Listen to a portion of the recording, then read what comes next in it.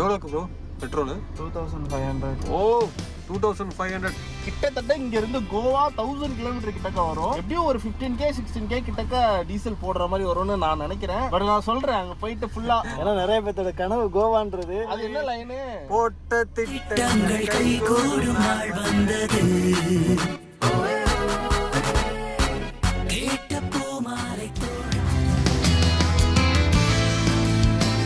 நாங்கள் கோவாக்கு கிளம்புற நேரம்னு பார்த்து எங்களோட நைட் விஷன் கேமரா ஒர்க் ஆகாமல் போயிடுச்சு. அவ்வளோதான், மொத்த ட்ரிப்பும் நாசமாக போச்சுன்னு நினச்சேன். ஏன்னா உங்க எல்லாருக்குமே நல்லா தெரியும் கோஸ்ட் வீடியோவுக்கு நைட் விஷன் கேமரா எவ்வளோ இம்பார்ட்டண்டான ஒரு விஷயம்ட்டு. ஏன்னா அந்த கேமரா உடனே நமக்கு கிடைக்காது, அதை ஆர்டர் பண்ணி கொஞ்ச நாள் கழிச்சு தான் டெலிவரி பண்ணுவாங்க. அதுக்கப்புறம் எனக்கு ஃபயாஸ் ஞாபகத்துக்கு வந்தார். போகிற வழியில் அவர் இருந்தனால அவரோட நைட் விஷன் கேமராவை வாங்கிட்டு கோவா ட்ரிப்பை கண்டினியூ பண்ணோம். 1 million special and Goa special. Cheers.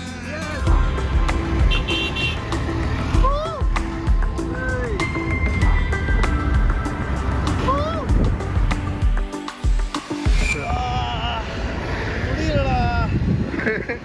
ஐயோ 400க்கு இன்னும் 500 இருக்கு. ஆமாம், இன்னும் ஒரு 500 கிலோமீட்டர்ல நம்ம கோவாவை ரீச் ஆகிடும்னு நினைக்கிறேன்.